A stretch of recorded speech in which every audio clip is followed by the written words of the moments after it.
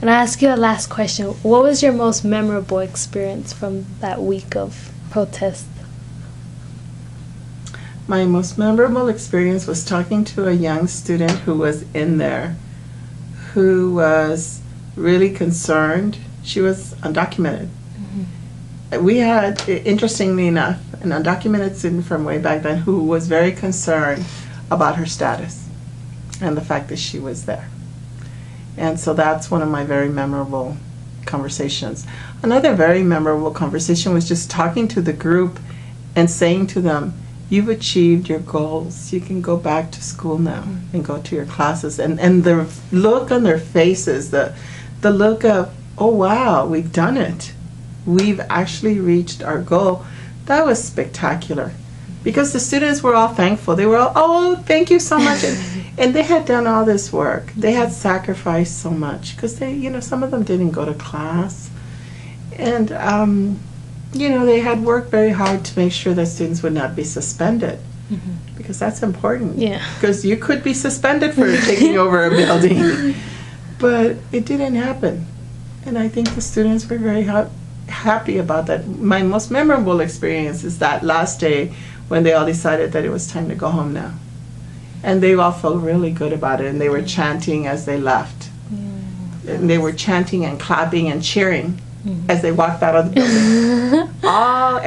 Campus safety is like flanking the area where they're leaving, and they're all chanting and cheering. You would have thought there was a big old party in there. Because that's what it felt like to them. And it was a very positive atmosphere.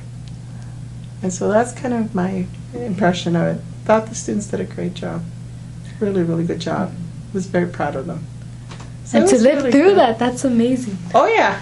But it hasn't been the only time, and it hasn't been the last time. And it won't be the last time. I seriously doubt it. Seriously doubt that it would be the last time. So when you're here for a while, you really begin to see things in perspective. And it's part of the developmental process. It's part of that whole leadership sequence of events that students learn that when they have to come together, they do. And it's very positive for them. So I feel really good about it. The students felt really good about it, so I felt really good about it because they were happy. Had the ending not been that, you know, that positive, the students would have known. And they would have felt differently, I'm sure. But they didn't. They felt good about it. So that just made it a very more positive event. Yeah. I think so. I think that is actually the right word, satisfying, because they had a promise that there would be more Chicano Studies faculty or Black Studies faculty, that they would review the Asian American Studies situation. There was a clear commitment made, and that the commitment was also made to make sure that there were more students of color brought to the Claremont colleges. That has happened. That really has happened. This is a very different place from way back in '93. It's very different. Changes have taken place, and many of them for the very, very good of the student body. I think the fact that we have AB 540 students here in large mass reflects the fact that there's a commitment. That would have never happened